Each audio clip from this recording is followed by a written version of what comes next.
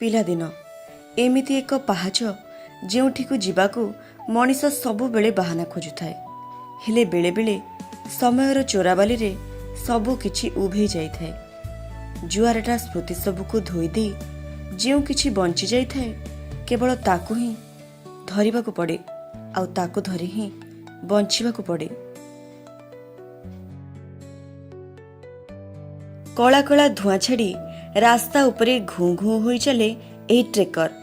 ସେତେବେଳର ସେନ୍ସେସନ୍ ଥିବା ଏହି ଗାଡ଼ିଟି ଅନେକ ପଥିକଙ୍କୁ ନେଇ ପହଞ୍ଚିଯାଏ ନିଜ ଗନ୍ତବ୍ୟ ସ୍ଥଳରେ। ସମୟ ଏବଂ ବୟସ ସହିତ ଏହି ଜିନିଷଟି ଏବେ ବେଶ କ୍ଲାସିକ୍ ହୋଇଯାଇଛି, କିନ୍ତୁ ଟ୍ରେକରର ଏହି ଅଭ୍ୟାସଟା ବିରଳ ବ୍ୟତିକ୍ରମ ହୋଇଯାଇଛି। ଯେତେ ପୁରୁଣା ହେଲେ ମଧ୍ୟ ଏହା ଆଜି ବି ମନରେ ରହିଯାଇଛି। ଏହି ଯାନଗୁଡ଼ିକୁ ଏବେ ଗ୍ରାମୀଣ ବଙ୍ଗଳା, ବିହାର, ଝାଡ଼ଖଣ୍ଡରେ କାଁ ଭାଁ ଦେଖିବାକୁ ମିଳୁଛି।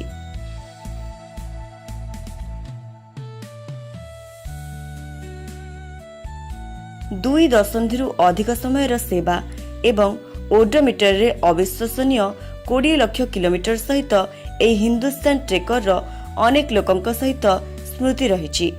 ହିନ୍ଦୁସ୍ତାନ ମୋଟର୍ସ ହେଉଛି କୋଲକାତାରେ ଅବସ୍ଥିତ ଏକ ଭାରତୀୟ ଅଟୋମୋବିଲ ନିର୍ମାତା।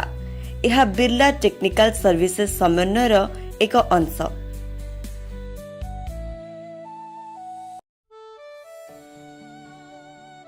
ଆମ ଗାଁର ଲୋକମାନଙ୍କ ପାଇଁ ଏହା ଆମ୍ବାସଡରଠୁ କିଛି କମ୍ ନଥିଲା। କିଏ ବସ୍ରେ ଯାଆନ୍ତୁ ବା ରେଳରେ, ସମସ୍ତେ ଏହି ଗାଡ଼ିରେ ଘରକୁ ଫେରୁଥିଲେ, ଯାହାକୁ ଏ ମନ ଆଜି ବି ଝୁରୁଛି। ମୋର ମନେ ଅଛି, ଆଈ ବଡ଼ବିଲ ଯାଏ ଆଉ ଏଇ ଗାଡ଼ିରେ ଘରକୁ ଆସେ। ଆଉ ଗୋଟିଏ ସତ କଥା, ଏହା ଯାଜପୁର ଅଞ୍ଚଳରେ ସର୍ବାଧିକ ଚଳାଚଳ କରିବା ଗାଡ଼ି ଥିଲା।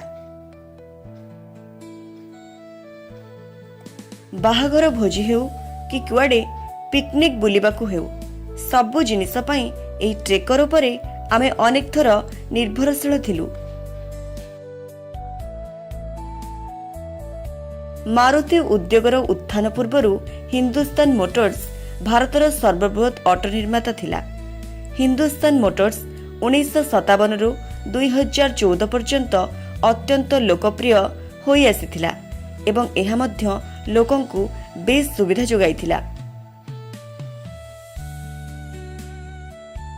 ଆଉ ହଁ, ଆପଣମାନେ ଯଦି ଏହି ଟ୍ରେକରରେ କେବେ କୁଆଡ଼େ ବୁଲିବାକୁ ଯାଇଛନ୍ତି ତେବେ ଆମକୁ କମେଣ୍ଟ ମାଧ୍ୟମରେ ନିଶ୍ଚୟ ଜଣାନ୍ତୁ। ପୁଣି ଏକ ଅଭୁଲା ସ୍ମୃତିଝରା ଶ୍ରାବଣକୁ ନେଇ ଆମେ ଫେରିବୁ ଆପଣଙ୍କ ପାଖକୁ। ସେତେ ପର୍ଯ୍ୟନ୍ତ ଦେଖୁଥାନ୍ତୁ ଆମ କଥା, ଆମ ସ୍ମୃତି। ନମସ୍କାର।